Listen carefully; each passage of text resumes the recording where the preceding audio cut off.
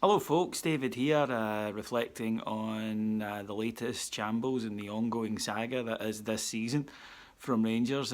Quite a lot to reflect on this week. Graham Murty was appointed as permanent manager, and his players reacted by going out and being outfought, outworked, outmuscled, outthought.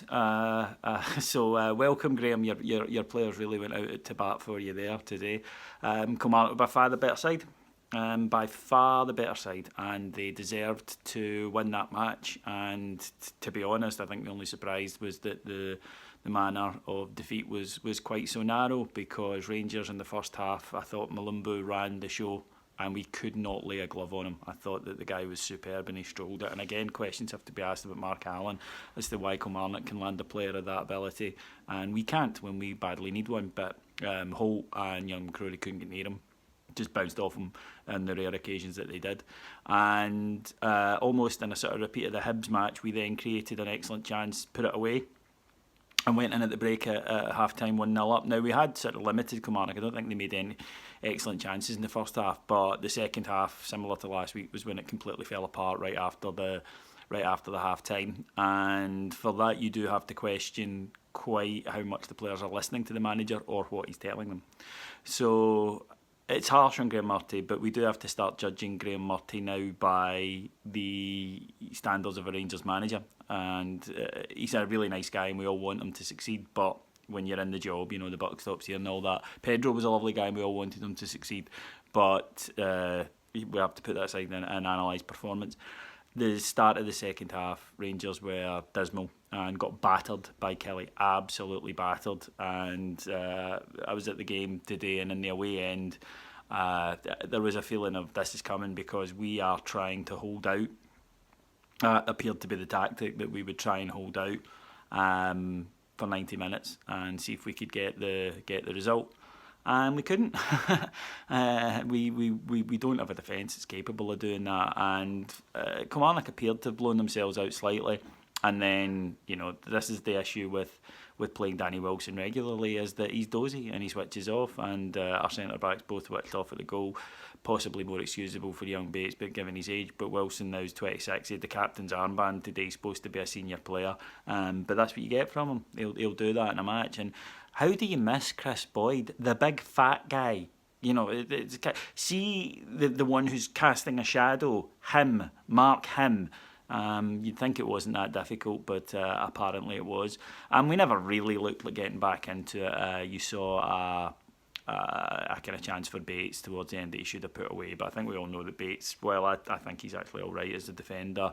In terms of as a footballer in the traditional sense, that's not his game at all. He's kind of not somebody that's particularly comfortable on the ball.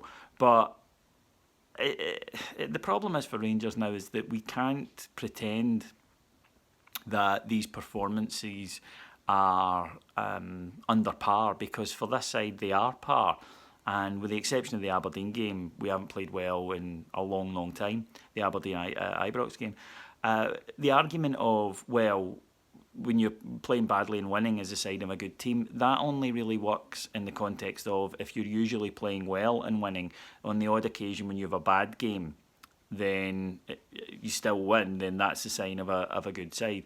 When you play like that all the time and you sometimes win and you sometimes don't, that's not the sign of a good side. That's the sign of a very middling side, and that's exactly what this Rangers team are. They've got too many guys who are average, too many guys who, if things are going well, can shine, and if things are going badly, they can't. And I really worry for us. I worry for Graham Murty, because he's now in a pretty unenviable position that a lot of fans don't particularly rate him. It's not his fault, but you know, he shouldn't be in this job, and I think that that's pretty clear. And we'll all back him. So before anybody tries to accuse me of not being staunch enough, it's nothing to do with that. It's just the fact that you saw today the difference that having a manager can make to a club. Kilmarnock were a shambles earlier in the season, and they've appointed a guy who's a really good manager, and you can see what he's done. He's brought organisation, he's brought discipline, he's brought a good player, and he's brought a bit of belief to the side, and Rangers have none of that at the moment and are unlikely to get it under this boss, unfortunately, and we've missed yet again the opportunity to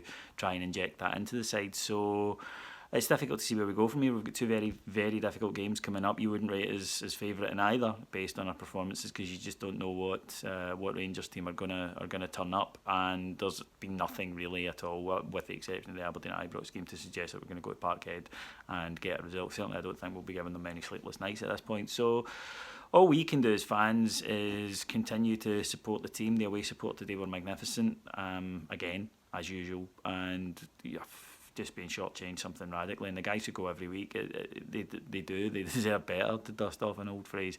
The board, you can't spin this. You've made such a howling arse of 2017, the whole year, the whole calendar year, and trying to spin your way out of it rather than holding your hands up and doing a massive mea culpa is damaged your relationship with the support. You can't take 10 weeks to look for a manager, only go for the really obvious target, not get him, and then appoint the youth coach, trying to pretend it's because he's done fantastically well when anyone with functioning eyes can see that he hasn't. So it's a very difficult period for us, but we'll just need to keep going. We will absolutely need to keep going. We would hope that what is it they say? It's not the despair, it's the hope, and it's the same come January. That the hope that we're going to identify a few good players and we're going to bring in some targets. They need to be able to go into the first team. Absolutely. You saw again. We've remarked on this on the pod the last couple of weeks. The paucity of the bench. And you saw that again today with the fact that only let's be honest now, I think we're getting to the stage, the lump of wood that is Eduardo Herrera comes on to stroll about looking like, somebody that's won a competition again. It's not his fault, his career, I'm sure he's got qualities, but his career at Rangers has been DOA, and it's not going to improve. I'm sure he'll be shipped out soon, but he was the only one that Graham Murty felt was worth throwing on today, and that tells you a story. So we need 4 or 5 minimum. Stuart Robertson said that the money that would have been spent on bringing Derek McInnes is there, and by definition, this is a quote, means that there is more than was already there. So I'm taking that as a minimum spend of 2 to 3 million, and I think all the fans will be looking to that to see players coming in, and if we don't get it, I think we're entitled to ask exactly what the hell's going on. I think it's a really precarious time for the board at the moment. I really do. I think the relationship with the fans, they've damaged themselves, and unnecessarily so. And I'm not quite sure how they're going to work their way out of this one, because at the moment, the fans are, you just had to be there today to notice that they're beyond pissed off, because we feel we're seeing underperformance on the part, and that happens. We've seen that before, but we feel we're seeing underperformance on the board. We feel we have an underperformance in terms of appointments, and it's a tough one. It's a really tough one for them. They need a big win. They need a few quick successes, and I would hope that they would look at the January transfer window as their opportunity to do that.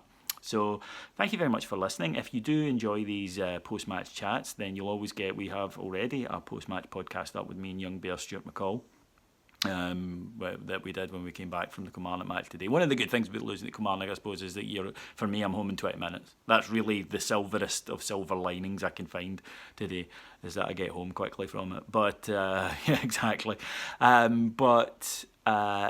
If you like this, you can listen to our podcast. There's 2 weekly free ones. You'll find them in all the places that you normally get podcasts, iTunes, Android, whatever, Podcast Addict, all those places. Monday and a Thursday, you'll find those too. But if you want to hear more, then come to the Heart and Hand Patreon page, where there is loads and loads of content. And yesterday is a good example of what we can do on that there was a breaking news as soon as the announcement was made. There was a reaction show. There was a daily update. There was also one of our regularly scheduled programming, when we did the head-to-head. The discussion this week is should Rangers look to bring back Stephen Naismith. Our hit show, The Advocate Years, continues to pick up in popularity, and its new edition will be coming out this week, and we'll even have some content going out on Christmas Day. So for those of you who want to get a break from your family, just pop the earphones in and listen to us talk about Rangers. Just go to www.patreon.com/Heart and Hand to be able to find that, and you can sign up to get that. And as I say, there's going to be a kind of 30 to 40 hours of extra content there every month, and I think you'll enjoy it. But speaking of enjoying things, I hope you have a wonderful Christmas, and remember, dark times, we've been through worse, and forever and always we are the people. Thanks very much for listening. Bye.